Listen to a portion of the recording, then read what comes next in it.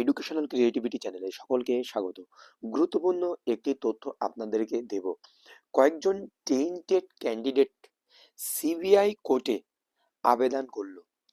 তারা টেন্টেড কি টেন্টেড নয়, এটা তাদের কাছে বড় প্রশ্ন। তারা আদতেই টেন্টেড নয়, বা কারা এই আবেদন করেছেন, তাদের উদ্দেশ্য কি, বিস্তারিত এই ভিডিওতে বলবো। খুব গুরুত্বপূর্ণ একটি অর্ডার আপনাদের সামনে নিয়ে এসেছি, খুবই গুরুত্বপূর্ণ। তো চলুন আমরা দেখে নিই। শ্রী বিশ্বরূপ সেট, জজ সিবিআই কোড নাম্বার 1। সিবিআই কোর্টের কোড নাম্বার 1-এর জজ শ্রী বিশ্বরূপ সেট, আলিপুর ট্রায়াল কোর্ট। তো সেখানে সিবিআই কোর্ট, সেখানে তাদের আবেদন করেছিলেন তারা, সেই সমস্ত ক্যান্ডিডেটরা। অর্ডার নাম্বার 92, ডেট 24/12/2025 অর্ডার হয়েছে, আপনারা দেখতে পেয়েছেন গত 24 তারিখ। তো পুরো বিষয়টি আমি বললে আপনারা বুঝতে পারবেন। On application Debashis Karan, Sushanta Maity and Kishalay Manna, এই তিনজন আবেদন করেছেন। Moves a put up application along with a fresh vakalatnama stating that they intend to move an application praying to directed CBI. তারা ফ্রেশ ওকালতনামা নিয়ে তারা সিবিআই এর কাছে প্রে করেছে বা একটি আবেদন করেছে to supply all reliable document, সমস্ত ডকুমেন্ট যেগুলোকে ভিত্তি করা হয়েছে in the proceeding, and to provide a comprehensive report regarding the status and finding of forensic exam of the list of material object of the case. এই যে কেসের যে মূল বিষয়বস্তু যেগুলো ছিল, সেই বিষয়বস্তুর ফরেন্সিক এক্সাম করে যেগুলো খুঁজে পাওয়া গিয়েছিল, এবং যেগুলো কম্প্রিহেন্সিভ রিপোর্ট এই মামলা রিলেটেড সবকিছু রিলায়াপন করা হয়েছিল, সেইগুলো তারা চেয়েছে। এই ক্যান্ডিডেটগুলো কে কে? দেবাশিস কারান, সুশান্ত মাইতি, কিশলাই মান্না, তারা এই ডকুমেন্টসগুলো চেয়েছে।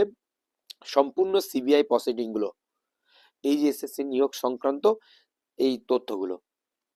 Learned advocate submits that he is not one of the tainted candidates and tag the tainted candidates has been put upon the forcibly, and they are without job at present and are without salary for months.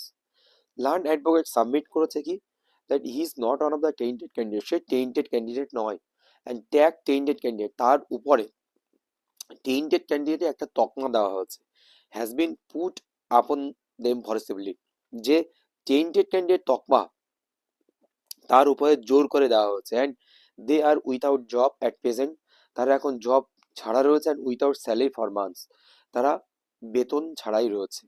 সম্ভবত এটা group CD হতে পারে, কারণ তারা বেতন ছাড়া, কারণ এখনো পর্যন্ত তো বেতন পাচ্ছে শিক্ষক শিক্ষিকারা, এমনটাও হতে পারে। এটা হচ্ছে ক্রিমিনাল প্রসিডিং ছিল, আমি আপনাদেরকে বলবো সবকিছুই। Learned advocate draws the attention of the court to section 2 of CrPC where victim has been defined. Learned advocate কি বলেছেন, যে কোর্টকে অ্যাটেনশন করতে চেয়েছেন যে ক্রিমিনাল প্রসিডিং যেখানে victim has been defined, victim এখানে ডিফাইন করা হয়ে গেছে। কি টেইন্টেড, যারা অরিজিনাল টেইন্টেড ভিকটিম, তারা ডিফাইন।